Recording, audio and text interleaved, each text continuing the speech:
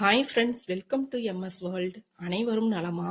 Mutton soup வீட்டிலேயே அருமையாக செய்யலாம். கிளைமேட் ரொம்ப மோசமாக இருக்குது. த்ரோட் இன்ஃபெக்ஷன், சளி, இருமல், காய்ச்சல் அதிகமாக இருக்குது.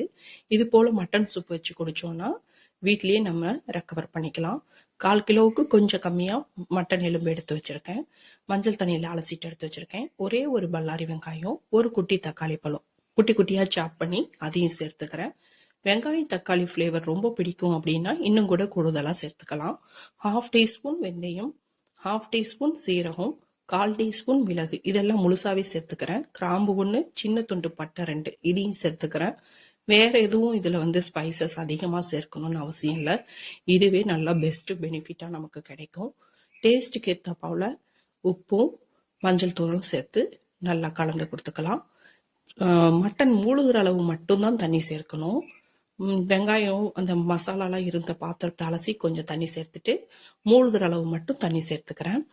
இப்பவே சூப்புக்கு தேவையான மொத்த தண்ணியும் நம்ம சேர்க்கக்கூடாது. அந்த தண்ணியெல்லாம் வெளியில வந்துடும் குக்கர்ல விசில் விடும்போது. அப்போ சத்துக்கள் எல்லாம் வெளியே போயிடும். அதனாலதான் மூழ்கிற அளவு மட்டும் தண்ணி விட்டா போதும்.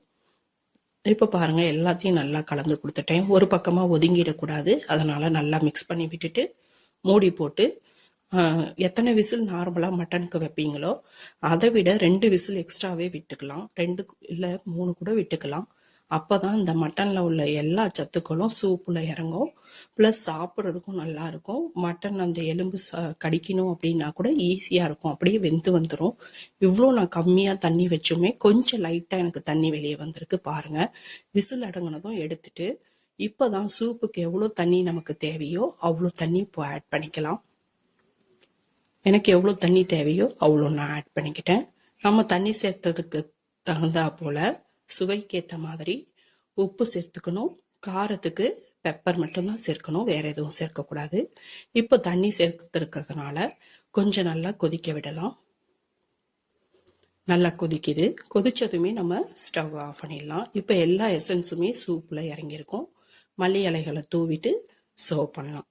குழந்தைங்கெல்லாம் மட்டன் விரும்பி சாப்பிட மாட்டாங்க, இல்லை மட்டன் பிடிக்காதவங்கலாம் இருப்பாங்க. அது போல் இருக்கிறவங்களுக்கு மட்டனில் இருக்கிற சத்து கிடைக்கணும்னா சூப் வச்சு கொடுத்துடலாம். உடம்பு சரியில்லாத நேரத்துலையும் குடிக்கலாம். பாருங்க, அருமையாக வந்துருச்சு. எல்லா எசன்ஸும் இறங்கிருச்சு. ஈஸியாக நம்ம வீட்டிலையே செஞ்சிட்டோம். இதில் நிறைய டிப்ஸஸும் சொல்லியிருக்கேன். உங்களுக்கு இந்த வீடியோ யூஸ்ஃபுல்லாக இருக்கும்னு நான் நம்புகிறேன்.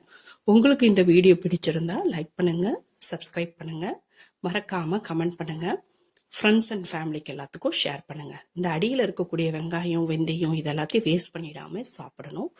தேங்க்யூ.